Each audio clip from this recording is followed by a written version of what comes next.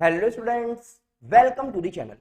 तो बेटा, जैसा कि आप सभी को पता है कि हमने आपके लिए स्टार्ट किया हुआ है कॉर्पोरेट अकाउंटिंग का अपना chapter profit prior to incorporation, और इसमें हमने ऑलरेडी 2 से 3 लेक्चर्स कवर कर लिए हैं। आई होप वो सभी लेक्चर्स आप सभी ने बहुत अच्छी तरह देखे और समझ लिए होंगे। आज हम एक नया क्वेश्चन, एक नया टॉपिक आपके सामने लेकर आए हैं, जिसमें हम देखेंगे कि अगर हमें गिवन है statement of profit and loss, तो उसकी हेल्प से किस तरह से pre and post incorporation profit को कैलकुलेट किया जाता है। तो देखिए, सबसे पहले क्वेश्चन समझ लेते हैं। तो यहां पर देखिए, आपकी स्क्रीन पर क्वेश्चन आ रहा है। Bhograj company limited was constituted on 1 July 2013 in order to purchase a running business from 1 April 2013 from the ahead statement of profit and loss prepared for the year ending 31st March 2014 show the profit prior to the incorporation and after incorporation।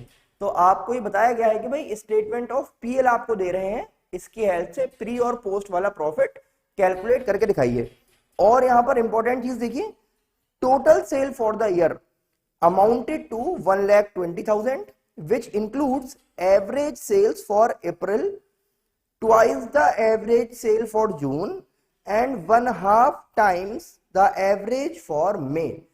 इसको समझेंगे, और सबसे पहले calculate करना होता है हमें time ratio और सेल्स रेशो। उसके बाद जो स्टेटमेंट ऑफ पीएल आपको नजर आ रहा है, उसकी हेल्प से हम प्री और पोस्ट वाला प्रॉफिट कैलकुलेट करेंगे। तो सबसे पहले देखिए, अगर हम बात करें इस क्वेश्चन के टाइम रेशो की,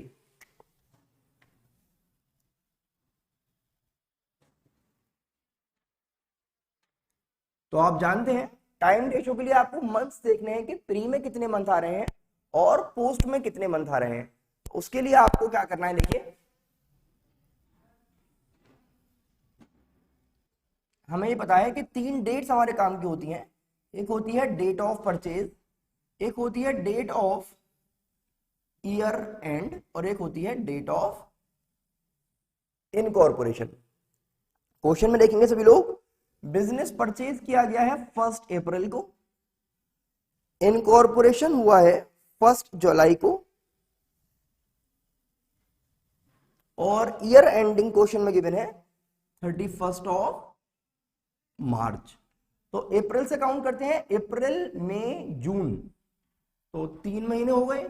फिर जुलाई से यहां से चलेंगे तो हो जाएंगे 9 मंथ्स, तो ये हो जाएगा 1:3 का रेशो। तो इस तरह देखिए, बहुत ही आसानी से हमने कैलकुलेट कर लिया टाइम रेशो। अब इसी क्वेश्चन में आपको देखना होगा सेल्स रेशो, और सेल्स रेशो के लिए देखिए कुछ बातें गिवन थी। क्या कहा गया है, total sale for the year were 1,20,000 which includes the average sales for April, twice the average for June, and 1.5 times the average for May।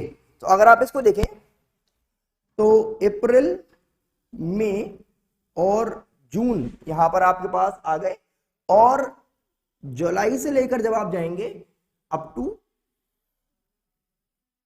March of next year, तो ये पूरा जो है आपका पोस्ट पीरियड है, और ये 3 जो हैं ये आपके प्री पीरियड में आ रहे हैं, और इन्हीं से हमें मतलब है। तो क्वेश्चन में देखिए एवरेज सेल्स की बात कर रहा है। तो अगर क्वेश्चन ने कहा कि टोटल सेल जो है 1,20,000 है और 12 महीने होते हैं, तो एवरेज जो सेल है वो हो गई 10,000 पर मंथ। ठीक है ना, ये हो गई 10,000 पर मंथ की एवरेज सेल। अब हमसे कहा यह जा रहा है कि अप्रैल में जो है वो एवरेज सेल के बराबर ही वैल्यू है, तो 10,000 है कोई। मई के लिए कहा जा रहा है 1.5 टाइम्स, तो मई के लिए कह रहे हैं 1.5 टाइम्स, मतलब कि जितना भी है उसका 1.5 से मल्टीप्लाई कर दीजिए, 15,000 हो गया। और अगर आप बात करें जून की, तो लिखा हुआ है ट्वाइस द एवरेज, यानी कि जितना भी एवरेज है उसका डबल आपको करना है। तो अब यहां से आप प्री और पोस्ट वाली सेल बहुत आराम से देख सकते हैं। प्री में अगर आप देखें 10, 25, 45, तो प्री की सेल हो जाती है 45,000, और पोस्ट की आपको सेल्स चाहिए, तो टोटल सेल क्योंकि 1,20,000 है तो इधर बचेगी आपकी 75,000। ठीक है ना। 15 से अगर आप इसको डिवाइड कर लें तो 3:5 ये मिल जाएगा आपको सेल्स का रेशो। तो इस तरह से दोनों ही रेशो हमने कैलकुलेट कर लिए, टाइम रेशो भी मिल गया और भाई हमें मिल गया सेल्स रेशो। अब जैसा कि आप सभी को पता है कि हमें प्रॉफिट प्रायर टू इनकॉर्पोरेशन के क्वेश्चन सॉल्व करने के लिए ग्रॉस प्रॉफिट की रिक्वायरमेंट होती है। और इस क्वेश्चन में क्योंकि हमें गिवन है स्टेटमेंट ऑफ पीएल, तो ग्रॉस प्रॉफिट तो है ही नहीं, नेट प्रॉफिट दे रखा है हमें। तो सबसे पहले ग्रॉस प्रॉफिट और कैलकुलेट कर लेते हैं, उसके बाद हम आगे प्रोसीड कर पाएंगे। तो देखिए ग्रॉस प्रॉफिट अगर आपको चाहिए तो ग्रॉस प्रॉफिट हो जाएगा नेट प्रॉफिट प्लस एक्सपेंसेस। तो नेट प्रॉफिट में अगर आप एक्सपेंसेस को ऐड बैक कर लें तो आपको ग्रॉस प्रॉफिट मिल जाएगा। क्वेश्चन में देखेंगे नेट प्रॉफिट आपके पास है 11,500 का, और जब हम बात कर रहे हैं एक्सपेंसेस की तो एक्सपेंसेस में आप स्टार्ट करेंगे देखना एम्प्लॉय बेनिफिट एक्सपेंस से, फिर आएगी फाइनेंस कॉस्ट, फिर मिलेगा डेप्रीसिएशन, फिर मिलेंगे अदर एक्सपेंस। ये सारे एक्सपेंसेस हैं जो आपके काम के होते हैं। तो एम्प्लॉयज बेनिफिट में देखेंगे 7,000, फिर आएगा देखिए 1050, देन 600 और 9850 के अदर एक्सपेंसेस। जो ग्रॉस प्रॉफिट होगा वो आपको मिल जाएगा टोटल 30,000 का। तो 30,000 का हो गया हमारा ग्रॉस प्रॉफिट। अब हम स्टार्ट करते हैं बनाना statement showing the profit and loss prior and post to incorporation. तो आपका टाइम सेव करने के लिए जल्दी से यहां पर एक टेबल बना लेते हैं। तो देखिए ये आ गई हमारे पास statement showing the pre and post incorporation profit, और इसमें हमने ऑलरेडी सभी जो वैल्यूज हैं वो नोट डाउन कर दी हैं। आपको ये समझना है कि ग्रॉस प्रॉफिट सबसे पहले आपको लिखना, उसके बाद आपको लेस करने हैं सारे एक्सपेंसेस, और ये जो सभी एक्सपेंसेस है ना इनकी वैल्यू हम लेकर आएंगे नोट्स टू अकाउंट से। ध्यान रखेंगे आपको स्टेटमेंट ऑफ पीएल से वैल्यूज नहीं लेनी, बल्कि नोट्स टू अकाउंट्स में से एक एक चीज यहाँ पर प्रॉपर सारे आइटम्स को नोट डाउन करना होगा। अमाउंट आपके लिए फिल कर दिया गया है।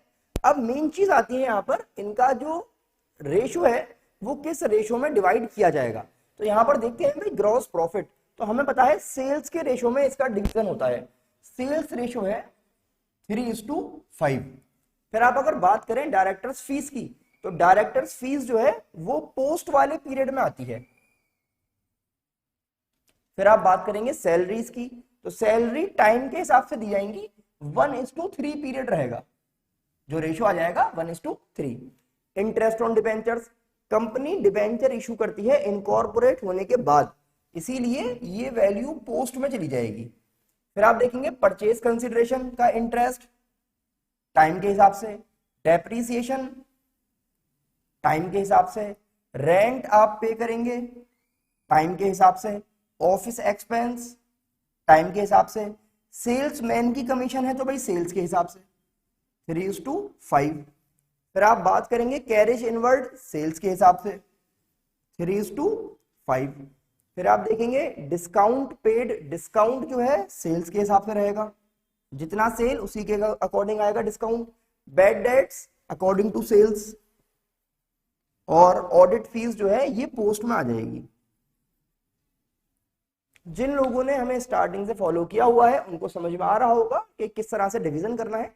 अगर आपने अभी हमें ज्वाइन किया है तो पहले स्टार्टिंग वाले लेक्चर्स को आप देखें, क्योंकि उसमें एक एक चीज प्रॉपर एक्सप्लेन की गई है कि क्या चीज पोस्ट में आएगी, क्या प्री में आएगी, क्या चीज सेल्स के हिसाब से आएगी और क्या चीज टाइम के हिसाब से आपको इसमें लिखनी है।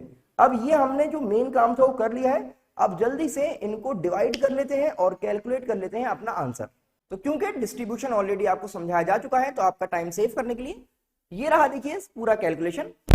बेसिस हमने आपको बता दिया भाई क्या चीज किस बेस पे डिस्ट्रीब्यूट की गई है, उसी के अकॉर्डिंग प्रॉपर रेशियोज के साथ प्री और पोस्ट में चीजों को डिस्ट्रीब्यूट कर लिया गया है। नेट प्रॉफिट आप देखेंगे जो क्वेश्चन में हमें गिवन था वही नेट प्रॉफिट वापस आ जाएगा आपका, और कैपिटल रिजर्व में जाएगा 6950 और स्टेटमेंट ऑफ पीएल में जाएगा यानी कि पोस्ट में जाएगा 4550। तो ये आपने देख लिया बेटा किस तरह से सॉल्व किया जाता है ऐसा क्वेश्चन जिसमें स्टेटमेंट ऑफ पीएल आपको गिवन हो। तो क्या करना है भाई, टाइम रेशो, सेल्स रेशो, ये तो बनाना ही बनाना है पहले वाले क्वेश्चंस की तरह। अलग जो एक डिफरेंट काम है वो क्या है कि पहले ग्रॉस प्रॉफिट चाहिए। ग्रॉस प्रॉफिट क्या होगा, नेट प्रॉफिट प्लस वो एक्सपेंसेस जो आपको अभी हमने बताए, वही सारे एक्सपेंसेस ऑलमोस्ट हर क्वेश्चन में होंगे, वो आपको एड बैक करने हैं ग्रॉस प्रॉफिट कैलकुलेट करने के लिए। फिर उनको जब लेस करना है तो नोट्स टू अकाउंट्स में से लेकर आएंगे लेस करने के लिए। आई होप आपको समझ में आ गया होगा किस तरह से हमने क्वेश्चन सॉल्व किया है। अब आपको करना क्या है बेटा, इसको देखिए, समझिए, अपने फ्रेंड्स को जरूर शेयर कर दें, चैनल को सब्सक्राइब करना बिल्कुल भी ना भूलें। हम फिर मिलेंगे आपसे नेक्स्ट लेक्चर में। Thanks for watching.